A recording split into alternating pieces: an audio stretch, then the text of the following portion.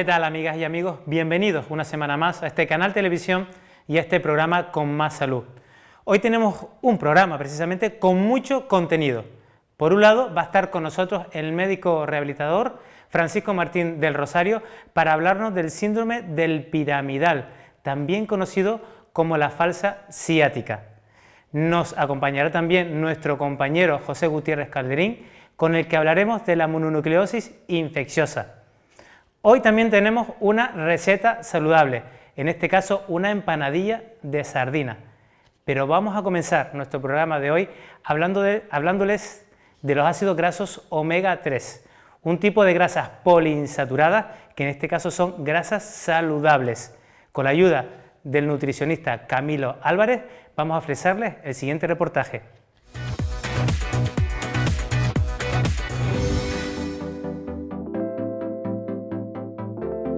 El omega 6 y el omega 3 son ácidos grasos esenciales poliinsaturados, es decir, que deben obtenerse a través de la dieta, ya que el cuerpo no puede producirlos. Ambos ácidos grasos son necesarios para varias funciones del organismo, como la función cognitiva, la respuesta inmune, la salud reproductiva, el metabolismo y muchas otras. Los ácidos grasos omega 3, EPA y DHA son esenciales en la alimentación humana, ya que han demostrado beneficios como es la mejora de las enfermedades cardiovasculares, evitando la muerte por infarto o la muerte por derrame cerebral. También ha demostrado ser beneficiosa para el problema de la obesidad y sus enfermedades asociadas, como puede ser los triglicéridos elevados, la presión sanguínea, problemas de colesterol, incluso la diabetes tipo 2.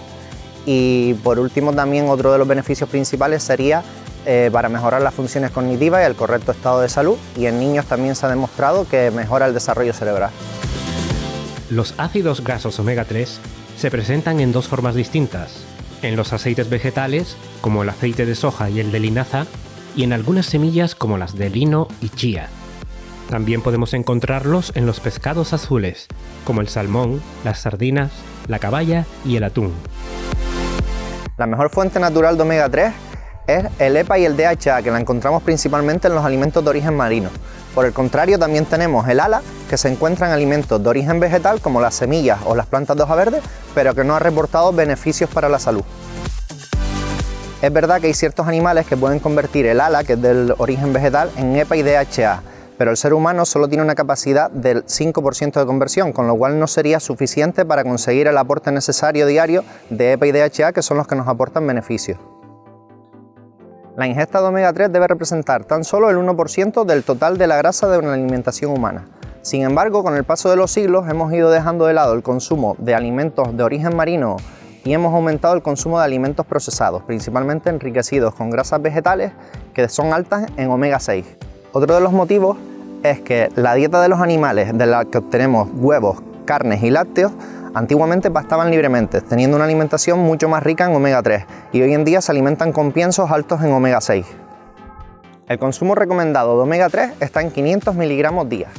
El 75% de la población no llega a estas recomendaciones, siendo superado únicamente en países como Japón, que llegan incluso a los 900 miligramos al día. La media europea está muy por debajo de este consumo, siendo esto preocupante principalmente en la población joven. Cuando nos referimos a alimentos, tenemos que tener en cuenta que las fuentes naturales de omega 3 sí nos proporcionan las cantidades correctas. Por ejemplo, unos 100 gramos de sardinas nos estarían aportando 1400 miligramos de omega 3 y unos 100 gramos de gamba nos aportan unos 500 miligramos. Sin embargo, los alimentos enriquecidos en omega 3, como puede ser por ejemplo una leche, las cantidades son muchísimo menor. Tendríamos que consumir una media de unos 10 vasos diarios para conseguir estas cantidades. Ambos alimentos, ya sean los enriquecidos como las fuentes naturales, también tendrían presentes, aparte de omega 3, omega 6, contribuyendo al desequilibrio del que hemos hablado anteriormente.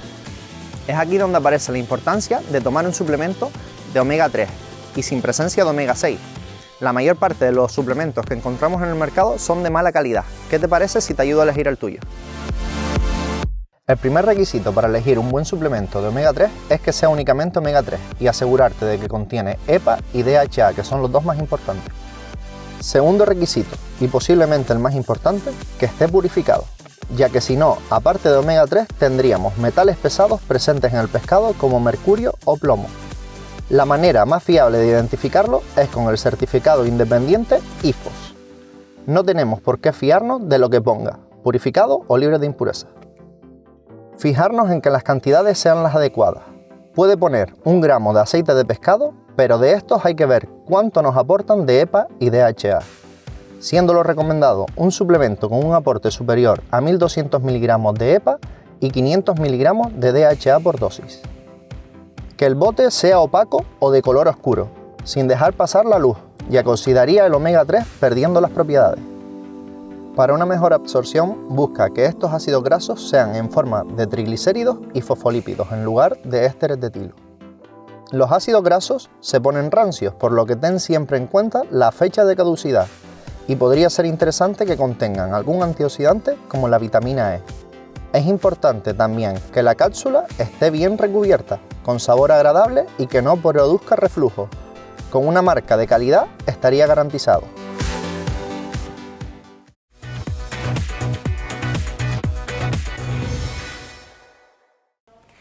Muchísimas gracias al nutricionista Camilo Álvarez por ayudarnos a realizar el reportaje sobre los ácidos grasos omega 3. Y como pudieron comprobar, el reportaje está realizado en el puerto de Arguineguín, para que de alguna forma ustedes pudieran relacionar que la mejor fuente natural de ácidos grasos omega 3, estas grasas saludables, pues son el pescado. Y ya se encuentra con nosotros nuestro primer invitado de hoy, Francisco Martín, médico rehabilitador. ¿Qué tal, Francisco? Hola, Pedro. Gracias por invitarme. Muchas gracias por acudir de nuevo y esta vez para hablar del síndrome del piramidal. Pero ¿nos explicas exactamente en qué consiste el piramidal? El piramidal es un pequeñito músculo que va desde la zona sacra hasta lo que sería el trocánter, una parte del hueso de la cadera. O sea que la parte de abajo de la columna. Exacto, hasta el hueso de aquí. Hasta el hueso de la cadera. Es un músculo muy pequeñito, pero tiene mucha importancia porque está muy cerca del ciático, entonces pequeñas contracturas del piramidal pueden provocar una compresión del ciático y producir dolor que tira la pierna. Eso te voy a preguntar, ¿qué síntomas produce este síndrome del piramidal? Hemos hablado un poquito al principio del programa de lumbalgia, pero explícanos algo más. Es una lumbalgia que sobre todo se localiza a nivel de las nalgas, a nivel de lo que sería el culete, y con un dolor que tira de la rodilla hacia abajo, un dolor que va por la zona gemelar, a veces puede tirar un poquito hacia arriba, pero sobre todo hacia la zona gemelar y hacia el pie, por la parte de fuera. Empeora con las posturas y también empeora con los giros de la columna. Las causas más frecuentes es verla en deportistas de diferentes actividades deportivas, pero hay otra causa también muy frecuente, que son los conductores. Aparecen conductores, aparecen deportistas, sobre todo por cómo tienen la pisada y si no tienen un buen equilibrio de pelvis y no están bien musculados, lo que sería el tronco. Y a veces aparece de forma secundaria en alguna patología de columna. Es frecuente también que en gente que tiene artrosis de columna o una pequeña hernia, en ocasiones el piramidal se inflame de forma secundaria, pero lo más frecuente muchas veces es eso, sobre todo en corredores. Es un músculo que tenemos en el fondo ahí de las nalgas, por tanto hay otros músculos que están encima de este músculo piramidal, que son los glúteos, que tanto lo relacionamos y que también nos localizamos, pero también se le conoce como el síndrome de la falsa ciática. Por eso que estás diciendo de que puede comprimir ese ciático. ¿Con qué otras cosas se suele confundir esta síndrome? Aparte de con una hernia discal, que es la causa principal de diagnóstico diferencial, también pues con patología de la cadera, con lesiones de una articulación que está en esa zona que se llama la sacroiliaca. Generalmente son las principales causas que se pueden, digamos, disimular o que puede parecer un síndrome piramidal. De todas maneras, es casi bastante frecuente un deportista, una persona joven que no sospeche una hernia y que esté corriendo, especialmente si corre largas distancias o está empezando a entrenar fuerte, pues en ese sentido es lo más frecuente. Te decía lo del síndrome del conductor porque es habitual que cuando estemos sentados tengamos la sensación de que nos hemos dejado la cartera en la nalga y que nos duela. Sí, sin duda, sobre todo gente que se pasa mucho tiempo sentado, como por ejemplo taxistas o gente que se pone, pues administrativos que tienen que pegarse mucho trote trabajando seguido, pues muy frecuente que le duele. ¿Es difícil diagnosticar en la práctica habitual, en la clínica habitual, este síndrome? No es difícil, porque siempre hay un dolor en la nalga y una irradiación dolorosa hacia la pierna. Lo que pasa es que lo que sí hay que diagnosticar siempre si es un síndrome solo o es un síndrome que está asociado, pues, por ejemplo, a una patología más importante como puede ser una hernia discal o una patología de sacroiliaca. Entonces el diagnóstico, las pruebas que tenemos que hacer van asociadas o encaminadas a diagnosticar eso. ¿Podemos sospechar que debajo del síndrome piramidal hay alguna otra cosa peor o alguna otra complicación de este síndrome? Sí, te digo, si, por ejemplo, si después de un tratamiento adecuado, que luego supongo que hablaremos del tratamiento, no termina de mejorar, o el dolor, aparte de la zona de la nalga y que le tira la pierna, también se localiza a nivel lumbar, pues siempre tenemos que diferenciar o diagnosticar pues, que esté asociado a alguna otra cosa. En la imagen que vemos aquí en la izquierda vemos un terapeuta tocando la zona de dolor de ese músculo y haciendo algunas maniobras.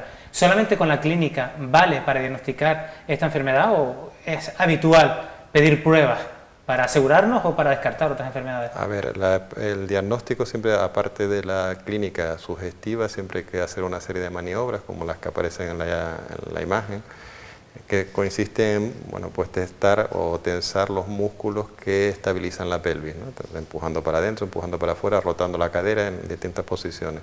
Hay que palpar en esa zona, es una palpación bastante profunda y hay que decirle al enfermo que habitualmente duele porque hay que meter bastante la mano para poder palparlo, y después a veces son necesarias por radiografías o resonancias para diagnosticar algunas otras pruebas que pueden disimular lo que sería un síndrome del piramidal. Aparte, en ocasiones tenemos que hacer una ecografía, no tanto para diagnóstico, sino sobre todo si el paciente no mejora pues, con un tratamiento conservador o con medidas educacionales o de rehabilitación, pues a veces es necesario hacer una punción del piramidal y por eso la ecografía es el método más útil para guiar la aguja. Cuando una persona padece este síndrome, ¿por dónde empezamos el tratamiento? Pues generalmente por medidas educacionales, o sea, en los corredores es necesario que sepan estirar bien el piramidal, que tengan que modulen un poquito cómo están entrenando, que probablemente no se peguen tantas panzadas de golpe, que trabajen un poquito lo que serían los abdominales, los glúteos y la estabilización de lo que le llamamos el core, que es potenciar toda la musculatura del tronco antes de lanzarse a correr de manera más intensa, ¿no? O para poder progresar de manera intensa en la carrera. Antes hablaste también de la ecografía para la utilización del tratamiento, por tanto la punción seca o la EPI en algunos casos también. ¿Qué otros tratamientos tenemos sin ser el reposo y los antiinflamatorios? Sí, a ver, si el síndrome piramidal es aislado y no ha respondido a ninguno de los otros tratamientos, con estiramientos, con calor y con masaje y demás historias, lo que podemos hacer es infiltrar, pinchar directamente con la aguja, insertándola en el piramidal, y muchas veces disminuye la contractura, otras veces podemos asociar ese tipo de agujas a algún tipo de corriente eléctrica, y en ocasiones, si el piramidal está asociado a alguna patología de espalda, pues ir directamente hacia la espalda y infiltrar lo que sería el ramo medial de la columna o hacer algún tipo de infiltración directamente en la columna. Yo tengo una duda. Generalmente cuando nosotros tenemos una persona con un dolor lumbar, muchas veces les decimos estése quieto, reposo. A veces ya actualmente ya nunca mandamos estarse quieto una persona porque eso al final tiene más complicaciones. Sí es verdad que a lo mejor no coja peso y no haga grandes actividades. Por tanto, lo que hacemos es un reposo relativo. ¿Nos vale también en este caso? Solo en un periodo muy agudo y muy cortito, o sea, un par de días. Si la persona, pues, por ejemplo, ha hecho una carrera de fondo muy intensa y está muy dolorida, pues si es conveniente hacer un pequeño reposo transitorio simplemente para recuperar ese sobreesfuerzo y luego ya empezar la readaptación deportiva progresiva. No es necesario hacer mucho más. De hecho, se puede ver, como bien dijiste antes, en personas, por ejemplo, que pasan todo el tiempo sentados, o sea, que están de reposo ya de por sí. Efectivamente. Aquí tenemos, por ejemplo, también una de las posturas más adecuadas para dormir si presentamos este síndrome piramidal, ¿no? Exacto. Esa postura, pues bueno, es importante insistir al enfermo en que sobre todo las fases en las que esté dolorida, pues es la mejor postura para dormir. Con una almohada entre las piernas. Con una almohada entre las piernas para que las piernas estén más o menos en horizontal. Y como nosotros también decimos, la flexión de la postura de fetal, ¿no? Exacto. Al principio le cuesta al principio del enfermo, pero la verdad que le va muy bien. Aquí pusimos también otra imagen de una persona haciéndose un automasaje en el que se pone una pelota de tenis, más o menos esa consistencia un poquitín más blanda, y puede hacer determinados ejercicios para poderlo ablandar. Sí, son métodos muy sencillitos, una pelota que no sea demasiado dura y simplemente pues el flexionar y extender la pierna y girarla para que digamos que se le masaje el culete con la pelota. Y lo otro muy importante también son los estiramientos antes o después de cada entrenamiento también, sobre todo, como decías tú, para los corredores, para evitar que aparezca este síndrome del piramidal? Sí, esos son imprescindibles. Digamos que proporcionan un alivio, aunque son un poco dolorosos, proporcionan un alivio inmediato desde que lo hacen. Entonces sí es conveniente estirar antes y después de la actividad deportiva, y siempre que el enfermo pues, a lo mejor esté sentado mucho tiempo, por ejemplo en conductores, pues hacer ese tipo de estiramiento, como hago yo, que simplemente estirar dentro de la propia silla y hacer en esta posición, pues puede aliviar lo que son los síntomas bastante.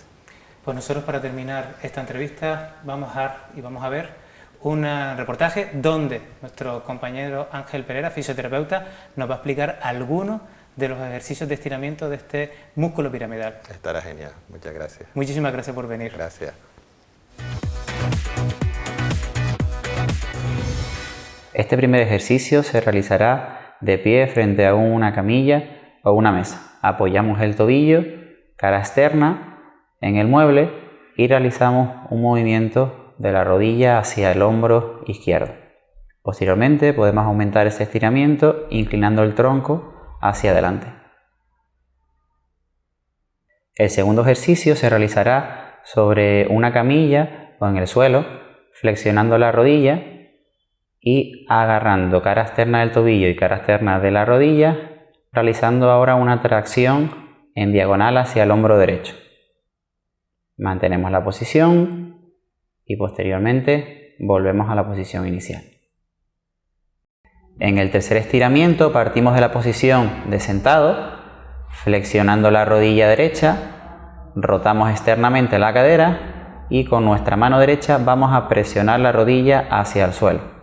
Además, podemos aumentar el estiramiento flexionando el tronco hacia adelante. Mantenemos posición y posteriormente deshacemos el estiramiento para volver a la posición original. Tú también haces posible este programa. Contacta con nosotros a través del Facebook en facebook.com/conmassaludtv o a través del correo electrónico conmassaludtv@gmail.com. Haznos llegar tus ideas, sugerencias y aquellos temas que te gustaría que tratásemos en el programa. Te esperamos.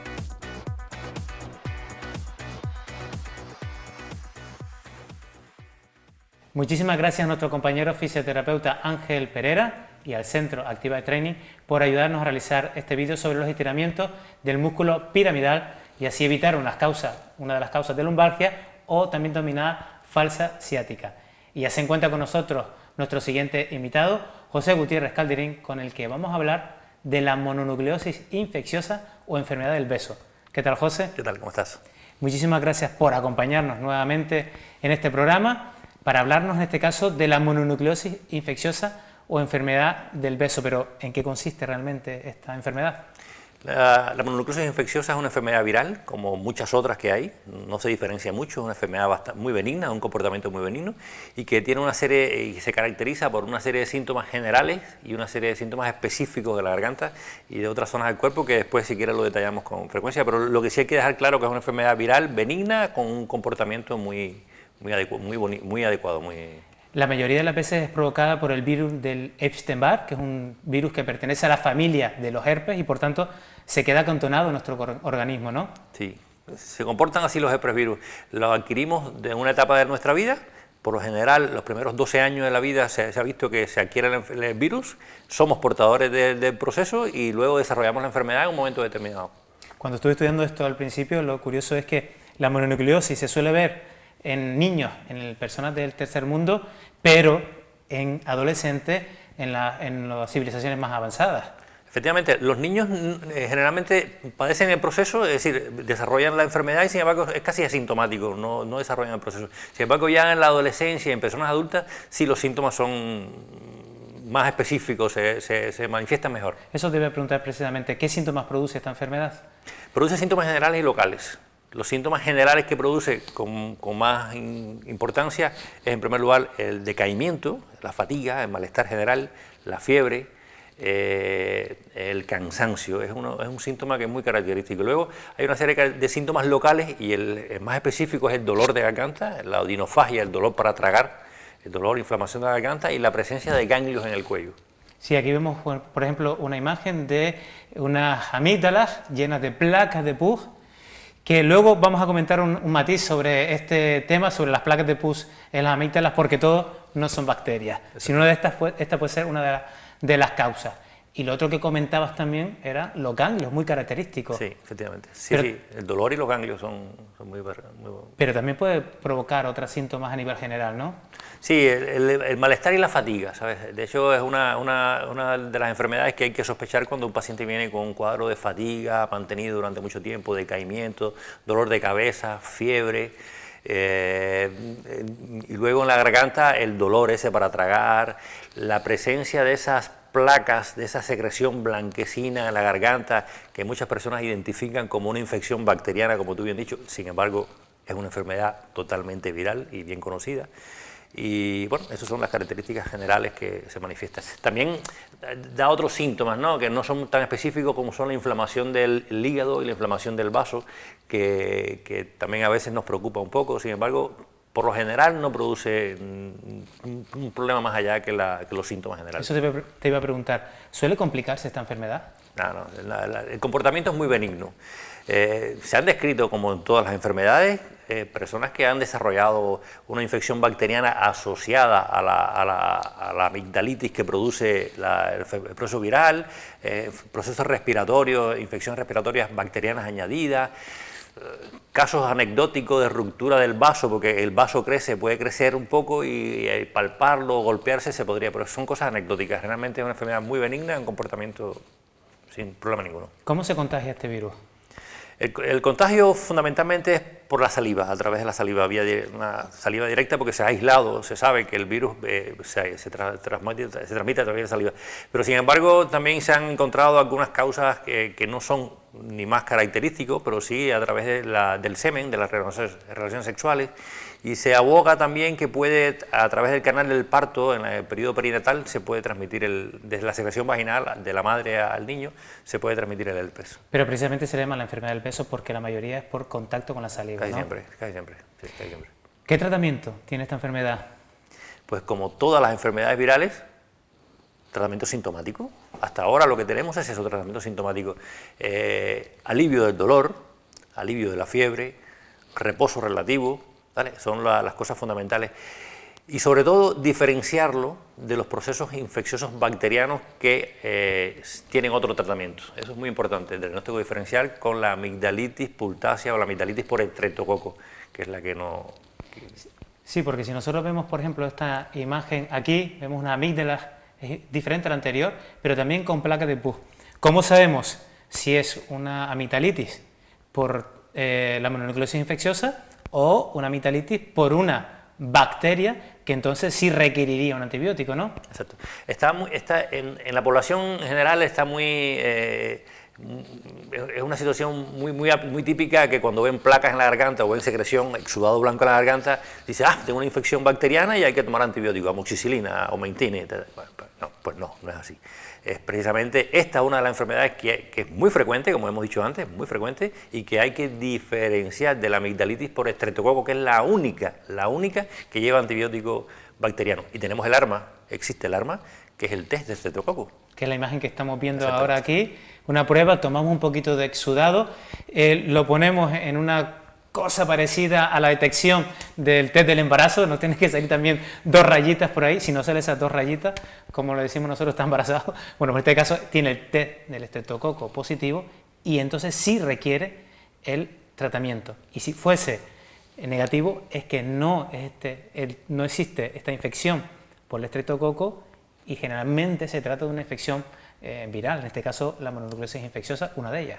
Hay unos criterios clínicos establecidos en el cual el médico se puede guiar para decidir si hace un test de estreptococo, porque en ocasiones tú ves el proceso, ves el paciente y dices, esto es una mononucleosis, no tiene más vuelta de historia. Hay que explicarle a la persona, decirle, mira, ese exudado blanco que tú ves ahí no es una bacteria, no es una infección bacteriana, no lleva antibiótico, De hecho, no se debe poner antibiótico, está contraindicado porque existe una reacción sistémica en la piel generalizada cuando se usa antibiótico con estos procesos y que en ocasiones confundimos con una alergia a la penicilina y dejamos a esa persona pues con un problema serio, porque hoy en día con la cantidad de infecciones que hay y la cantidad de antibióticos dependientes de la penicilina, que hagamos una reacción a la penicilina pues nos quita un arma importante para un futuro. Entonces hay que tener mucho cuidado en el uso de antibióticos con este tipo de pacientes. Lo diagnosticamos, por tanto, por la clínica. Para poderlo diferenciar del estreptococo, pues tenemos ese test con ese exudado faríngeo y también tenemos incluso el hemograma y otras pruebas para poderlo diagnosticar, ¿no? En un grupo de pacientes en que no tienes claro el diagnóstico o quieres sencillamente pues, establecer el diagnóstico de certeza para el seguimiento, pues hay unos exámenes de sangre que lo hacemos en el centro de salud sin problema ninguno y determinamos unos anticuerpos que dan positivos cuando existe la mononucleosis infecciosa. Danos un último consejo de esta enfermedad, José. Pues tranquilidad. Tiene un nombre feo, llamativo, mononucleosis infecciosa, enfermedad de Epstein-Barr, pero es una enfermedad viral como cualquier otra, benigna, de un comportamiento muy benigno, que se caracteriza por fiebre, malestar, fatiga, dolor de garganta, un exudado blanco que no es bacteria, sino virus, y que se trata con paracetamol, reposo y tiempo. Y no lleva antibióticos. Y no lleva antibióticos. Muchísimas gracias, José. Y nosotros les dejamos ya para terminar nuestro programa de hoy con una receta, lógicamente, por nuestro compañero Moisés Santana, esta vez una empanadilla de sardina. Ya que estamos hablando al principio del programa de los omega 3, qué mejor ocasión para poner en práctica una alimentación saludable.